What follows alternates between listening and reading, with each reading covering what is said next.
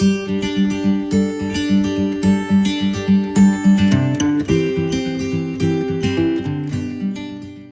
welcome to Learnlyte. My name is Theodore. In this video we're going to continue on from where we left off, and we're going to continue talking about functions. But in this particular video we're going to basically delve more into the practical side and work through some examples and kind of practice what we've covered so far. So let's begin. So I have the question here and we can take a look at them. So the first question asks us to write a function in Python called calc Fahrenheit that converts Celsius temperature to Fahrenheit temperatures. The formula is as follows. Fahrenheit is going to equal to 9 divided by 5 times the Celsius value plus 32. The function takes a Celsius value as an argument and returns the equivalent Fahrenheit value. Alright, so with that in mind, let's begin by writing our function. So I'm going to open interpreter right here, and then I'm going to create a new file. Okay, so the question asks us to write a function called calc Fahrenheit that converts Celsius temperatures to Fahrenheit temperatures using this formula right here. This formula. So let's write that in code. So let's begin by actually writing it. So let's begin by the function name. Ask us to write the function called calc Fahrenheit. So let's begin there. So it's def calc Fahrenheit, and it says that it accepts one argument, which is a Celsius value. So inside this we're going to have Celsius, and then it returns the Fahrenheit value, which is calculated by the formula as seen. So we're going to say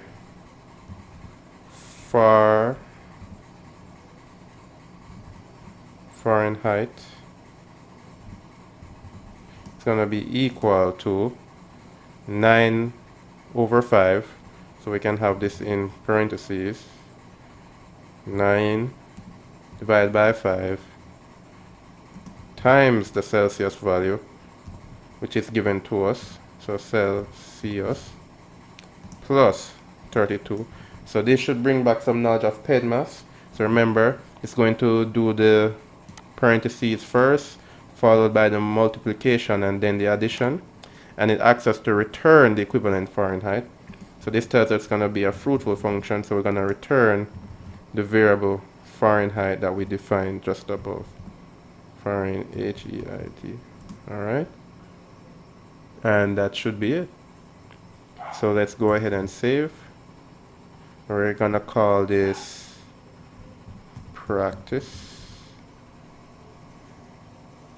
Hit save. And now we're going to run it. We're going to see if it works. So let's call the function calc Fahrenheit, which accepts a Celsius value. Let's say 25 degrees. Hit enter and we get 77, which is correct.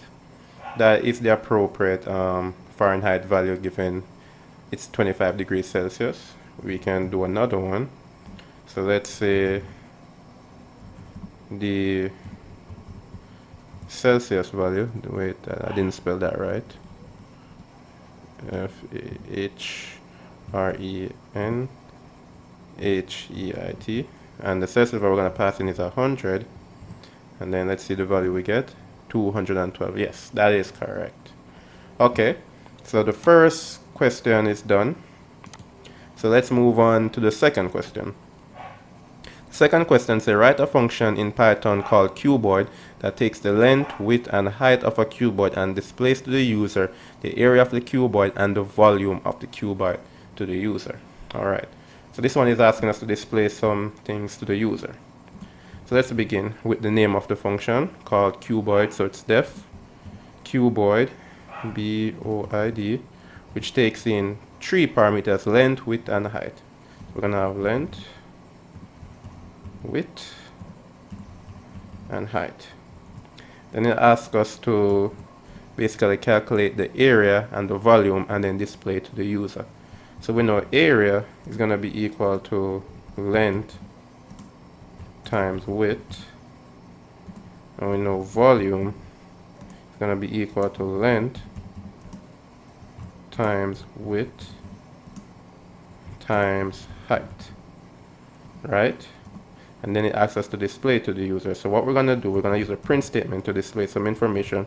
So we're going to print, in quotation, the area of the cuboid is, and then we're going to basically concatenate the area of it. Or should I say the area of it is area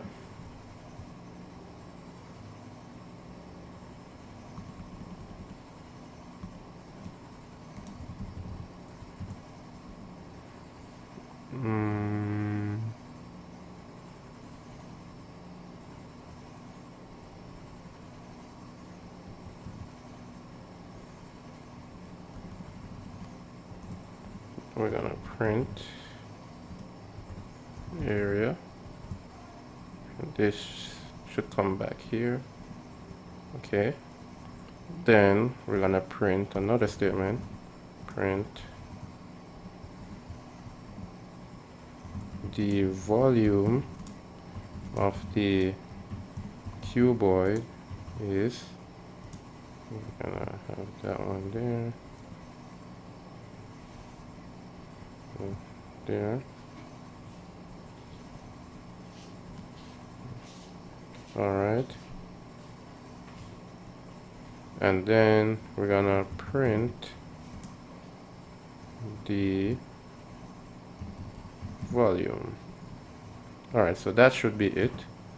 So we calculate the area and then we calculate the volume, and then what we're displaying is the area of the cuboid is, and the area and the volume of the cuboid is volume. All right, let's go ahead and run. All right, let's call the function cuboid.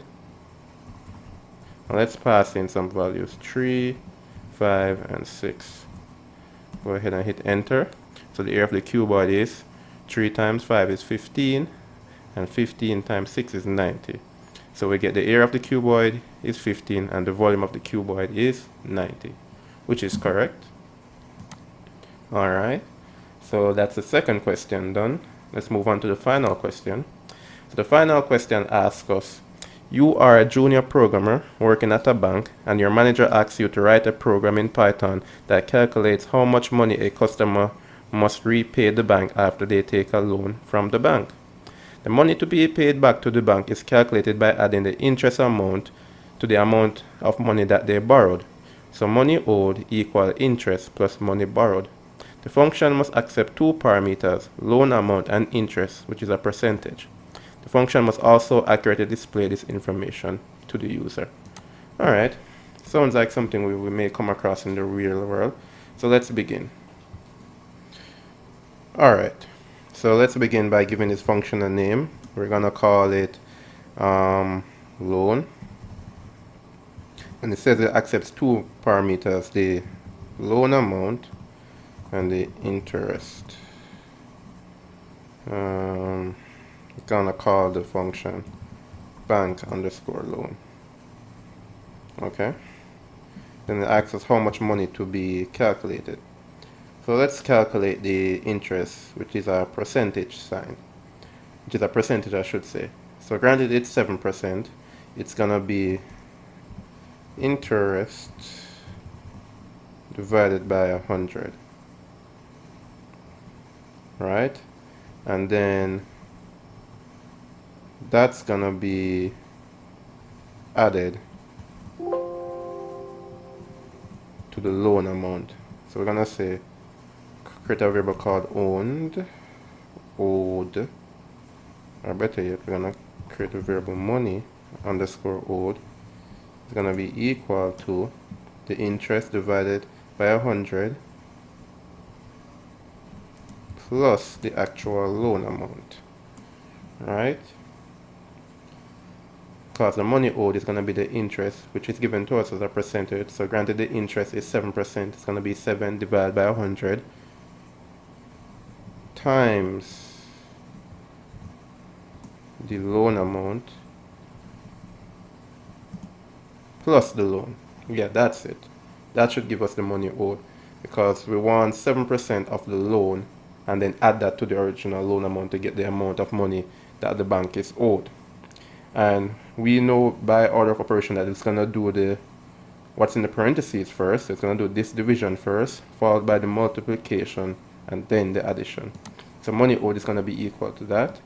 Then it asks us to accurately display the information to the user. So we're going to print, use the print statement. I'm going to say the amount of money that is owed to the bank is, and then here we're going to print, right, forgotten the end bracket here, okay, and we're going to print money underscore owed. Okay, and that should be it. Alright, let's take this a step further. I'm gonna say print money borrowed is, and then we're gonna print loan right here, and then that's the money borrowed, and then print interest amount is print interest. Okay, all right, that should be it. Let's run this and find out. We get an error right here. Alright, it says, oh, we're missing the bracket right here. Alright, so let me go ahead and hit run again. Must be saved. Alright, and then we call bank underscore loan. And let's see, the loan is $1,000 at 7%. And what do we get? Money borrowed $1,000. Interest amount is 7, and the amount of money that is owed to the bank is $1,070, which is correct. All right, and that's it. So hopefully from these examples you have an appreciation for functions and you have a better understanding, and with practice you can become better. So if you feel like you need more practice, you can try these on your own. And there are many ways to accomplish this, so feel free to try them on your own and let me know. Again, thank you for watching. Please like, share, comment, and subscribe. If you have any question, please leave them in the comment section below. And thank you again for watching.